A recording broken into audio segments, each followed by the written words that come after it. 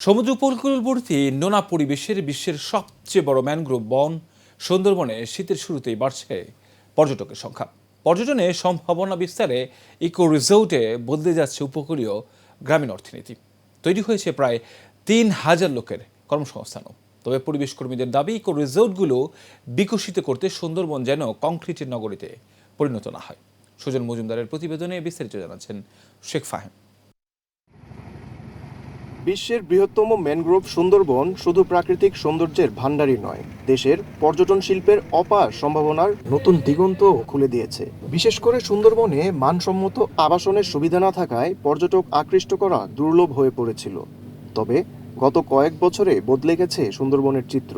উপকূলীয় এলাকায় গড়ে উঠেছে আধুনিক পরিবেশ বান্ধব একাধিক ইকো রিসোর্ট। রাত্রি যাপনের সুযোগ থাকায় পর্যটকদের আগ্রহ বেড়েছে কয়েকগুণ।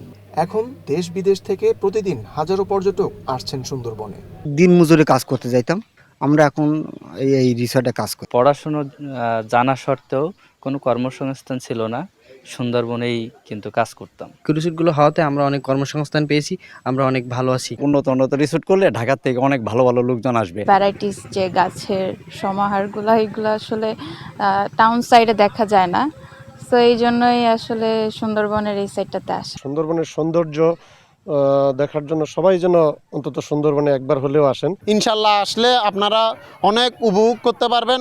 করমজল ঘুরতে আসলাম, খুব সুন্দর পরিবেশটা ভালো লাগতেছে। একসময় যাদের এই বনে গোলপাতা, মধু, কাঠ ও মৎস্য আহরণ করে জীবন জীবিকা নির্বাহ করতে হতো, এখন ইকো রিসোর্টগুলোতে কাজের সুবাদে কমেছে তাদের জীবনের ঝুঁকি, বেড়েছে আর্থিক সচ্ছলতাও। এলাকার ভোটার হচ্ছে 16,000। তো এই 16,000 লোক যখন আমাদের এই বনের ভিতরে ঢুকে বিভিন্ন কর্মকাণ্ড, বিভিন্ন উপার্জনের পথ খুঁজতো, সেখান থেকে আমরা তাদেরকে ফিরে নিয়ে এসে আমাদের রিসোর্ট, যে যতগুলো রিসোর্ট আছে সবগুলো রিসোর্টে কর্মসংস্থানের ব্যবস্থা করে দিয়েছে। সুন্দরবনের সৌন্দর্য ক্রমশ বিকশিত হওয়ায় উপকূলীয় গ্রামীণ অর্থনীতি এখন সুন্দরবন কেন্দ্রিক পর্যটনের ওপর নির্ভরশীল হয়ে উঠছে, যেখানে গুরুত্বপূর্ণ ভূমিকা রাখছে এই ইকো রিসোর্টগুলো। একটা নীতিমালা করার দরকার। নীতিমালা করতে পারলে তাহলে হয়তো এই রিসোর্টগুলো সুন্দরভাবে পরিচালিত হবে এবং এখানে মানুষ থেকে উপভোগ করতে পারবে, বরং দিন দিন পর্যটক আরও বাড়বে। সুন্দরবন একটি প্রাকৃতিক বিস্ময় এবং বিশ্ব পর্যটনের অমূল্য সম্পদ। তাই বাণিজ্যিক চিন্তাধারায় কংক্রিটের বিস্তার যেন না হয়, সেদিকে খেয়াল রাখার পরামর্শ বিশেষজ্ঞদের।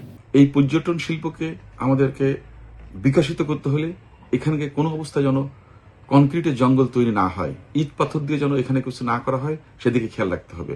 দ্বিতীয়ত, বনে যেন শব্দ দূষণ না হয়। সুন্দরবনের জীববৈচিত্র্য রক্ষা ও দেশি বিদেশি পর্যটকদের নিরাপত্তা সহ নিয়মিত মনিটরিং করলে এই বন থেকে বছরে কয়েক কোটি টাকার রাজস্ব আসবে বলে মন্তব্য সংশ্লিষ্টদের।